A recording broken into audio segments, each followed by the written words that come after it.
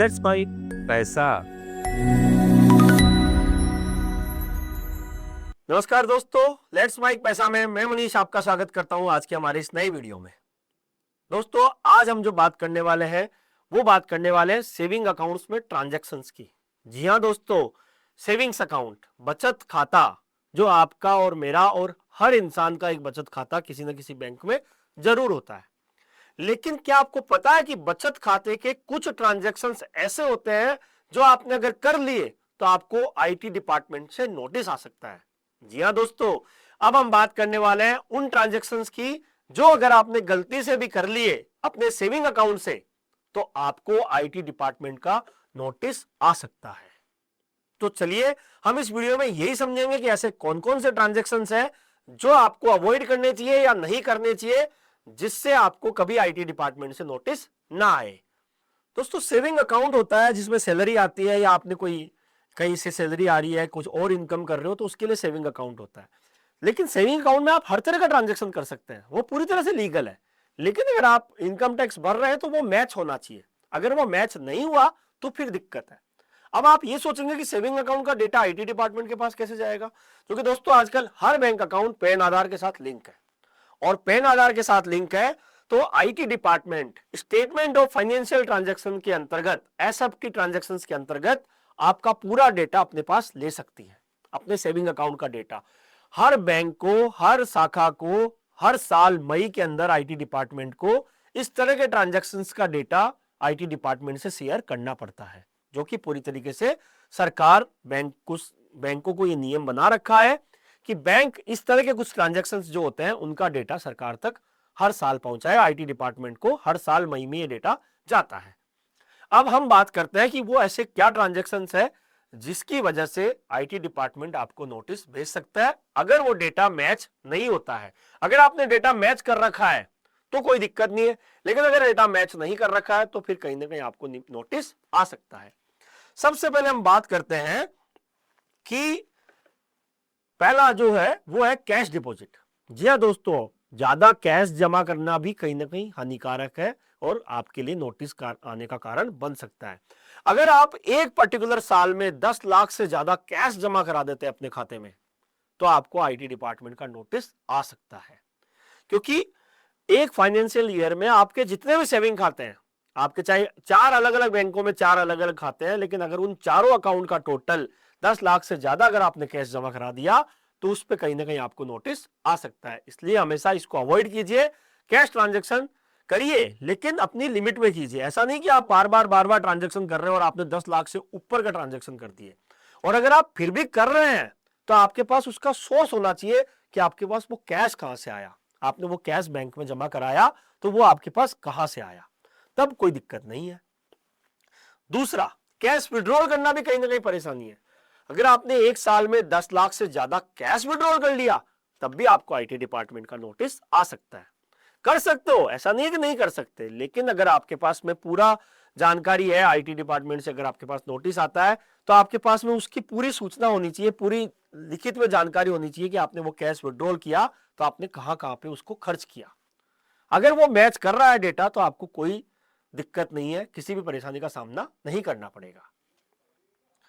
तीसरा दोस्तों जो कारण हो सकता है वो हो सकता है आपने कोई क्रेडिट कार्ड का बिल कैश में भर दिया। जी हाँ दोस्तों, अगर आपने कोई क्रेडिट कार्ड का बिल, एक क्रेडिट कार्ड का बिल 1 लाख रुपए से ज्यादा अगर आपने कैश डिपॉजिट करके क्रेडिट कार्ड का बिल भरा है तब भी आपको आईटी डिपार्टमेंट का नोटिस आ सकता है। साथ ही साथ अगर आपने एक पूरे साल के अंदर 10 लाख से ज्यादा के ट्रांजैक्शन क्रेडिट कार्ड से कर दिए तब भी आपको आईटी डिपार्टमेंट का नोटिस आ सकता है। तो ये थोड़ा सा आप ध्यान रखिए, सावधानी रखिए कि आप क्रेडिट कार्ड का इस्तेमाल कर रहे हैं वो सावधानी से करें, आपकी सालाना जो लिमिट है वो 10 लाख से ऊपर ना निकल जाए। इस तरीके से आप अपने क्रेडिट कार्ड के ट्रांजैक्शन कीजिए। और अगर आपने फिर भी कर रखा है तो आपके पास उसकी बकायदा आपके पास जानकारी होनी चाहिए लिखित में कि आपने वो क्रेडिट कार्ड के ट्रांजैक्शन कहां कहां पे किए, किस किस इस्तेमाल में आपने क्रेडिट कार्ड को इस्तेमाल किया, किस किस काम में आपने क्रेडिट कार्ड को काम में लिया है। अगला जो है दोस्तों वो है फिक्स डिपॉजिट। फिक्स डिपॉजिट भी अगर आप कैश में करते हैं तो फिर आपको आईटी डिपार्टमेंट से नोटिस आ सकता है। एक साल में 10 लाख से ज्यादा की अगर आपने कैश में फिक्स डिपॉजिट करी है, नगद में आपने बैंक में सावधि जमा किया है, फिक्स डिपॉजिट किया है, तो आपको बैंक से आपको आईटी डिपार्टमेंट से नोटिस आ सकता है। साथ ही साथ अगर आपने कोई प्रॉपर्टी की खरीद बिक्री करी है, 30 लाख से ज्यादा की अगर आपने कोई प्रॉपर्टी खरीदी है या बिक्री करी है, तो उसकी सूचना आईटी डिपार्टमेंट के पास जाएगी। और अगर आपने उसकी बाकायदा, आपके पास पूरी जानकारी है कि आपने वो लोन लेके प्रॉपर्टी खरीदी है या आपने कोई और प्रॉपर्टी बेच के प्रॉपर्टी खरीदी है या आपके पास कुछ से पैसा आया था वहां से प्रॉपर्टी खरीदी है, अगर वो सारी सूचनाएं आपके पास में, तो आपको फिर घबराने की कोई जरूरत नहीं है। लेकिन 30 लाख से ज्यादा की प्रॉपर्टी की खरीद या बेचान पे आपको आईटी डिपार्टमेंट से नोटिस आ सकता है। अगला जो एक ट्रांजैक्शन होता है वो होता है अगर आपने फॉरेन में ट्रेवल करी या आपने फॉरेक्स ट्रांजैक्शन की। फॉरेक्स ट्रांजैक्शन का मतलब आपने एक दूसरे देश की मुद्रा को अपने देश की मुद्रा में कन्वर्ट किया या अपने देश की मुद्रा को किसी दूसरे देश में भेजा, दूसरे देश की मुद्रा में कन्वर्ट करके, उसको फॉरेक्स ट्रांजैक्शन कहते हैं। साथ ही साथ अगर आप फॉरेन ट्रेवल करके आए हो और साल के 10 लाख रुपए उस पूरे फॉरेन ट्रेवल में 10 लाख से ज्यादा अगर आपने सेविंग अकाउंट के माध्यम से खर्च कर दिए, तब भी आपको आईटी डिपार्टमेंट का नोटिस आ सकता है। तो ये सारी चीजें दोस्तों कहीं ना कहीं आपको ध्यान देने योग्य है कि आप अपनी इन चीजों को बाकायदा जानकारी के साथ करें और साथ ही साथ अपने सीए से परामर्श करके करें। ये जानकारी एक कॉमन जानकारी है जो हम आपसे शेयर कर रहे हैं। ज्यादा जानकारी आप अपने सीए से जानकारी लेके ही इन चीजों को समझें।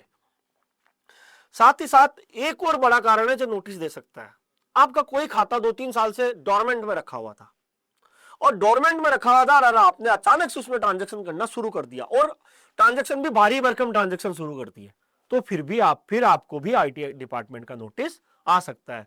तो इसलिए अपने खाते को चालू रखिए, उसको डोरमेंट मत रखिए और कंटिन्यूअसली में ट्रांजैक्शन करते रहिए। और अगर आपका कोई खाता जो 2-3 साल से बंद पड़ा है, उसको बैंक में जाके बंद ही कर दीजिए, क्योंकि ज्यादा सेविंग अकाउंट रखना भी कहीं ना कहीं माथा पच्ची का कारण हो सकता है। तो जो भी डोरमेंट अकाउंट जो 2-3 साल से बंद पड़े हैं और फिर अचानक से ट्रांजैक्शन उसमें ज्यादा होने लग जाएंगे, तो भी आईटी डिपार्टमेंट आपको नोटिस भेज सकता है। एक जो कारण हो सकता है नोटिस आने का, वो हो सकता है कि मान लीजिए आपके पास कोई डिविडेंड इनकम आया, कोई इंटरेस्ट इनकम आया और इंटरेस्ट इनकम आई, डिविडेंड इनकम आई और वो आपके 26 ईएस में पूरी तरह से सबमिट नहीं हुई और आपने फिर भी आईटीआर फाइल कर दी। तो जो डेटा मिसमैच हुआ, डेटा आईटीआर डिपार्टमेंट में जो डिविडेंड आया, जो टीडीएस कट के आया, उसकी पूरी जानकारी आपके पास नहीं पहुंची और आपने आईटीआर भर दी, तो जो डेटा मिसमैच हुआ उसकी वजह से भी आपके पास नोटिस आ सकता है। तो दोस्तों ये सारे जो कारण हमने आपको बताए, इसकी वजह से आपको कहीं ना कहीं आईटी डिपार्टमेंट से नोटिस आ सकता है। इसलिए इन सब चीजों पे सावधानी करते हुए अपने ट्रांजैक्शन करिए। सेविंग अकाउंट का मतलब होता है बचत खाता, जिसमें आप अपने छोटे मोटे लेन देन आप कर सकते हो, और ज्यादा भारी भरकम लेन देन करोगे तो कहीं ना कहीं आपको आईटी डिपार्टमेंट से कुछ ना कुछ नोटिस आ सकता है। इन सब सावधानी को रखते हुए, इन सबको देखते हुए सावधानी के साथ आप अपने ट्रांजैक्शन कीजिए। इसी के साथ हम आज इस वीडियो को विराम देंगे। आपको अगर ये वीडियो पसंद आया हो तो लाइक कीजिएगा, अपने दोस्तों के साथ शेयर कीजिएगा और हमारे इस चैनल को सब्सक्राइब भी कीजिएगा। आपका कोई सवाल हो तो आप हमें कमेंट करके पूछ सकते हैं। चलिए दोस्तों, मिलेंगे फिर अगले वीडियो में। धन्यवाद। आप सुन रहे थे let's mike more than radio. Follow कीजिए हमें हमारे सोशल मीडिया प्लेटफॉर्म्स पर। It's time for news. It's time for more than radio. Presenting the first radio news app, Let's Mic. Let's Mic, a news-based app on your phone where you get to watch and listen news, talk shows, interviews, radio show podcasts. On Let's Mic, you get all relevant information of TV, print, radio, podcast, and digital. Let's Mic talks about every segment of life.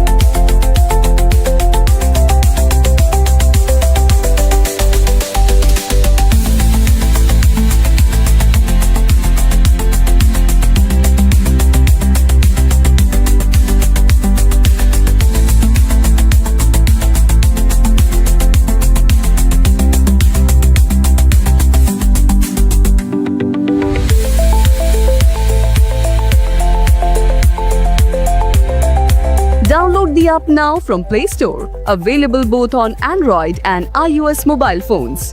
Follow us on YouTube, Instagram, Twitter, LinkedIn, Facebook, Telegram, WhatsApp, Snapchat. Let's talk, let's connect, and let's mic.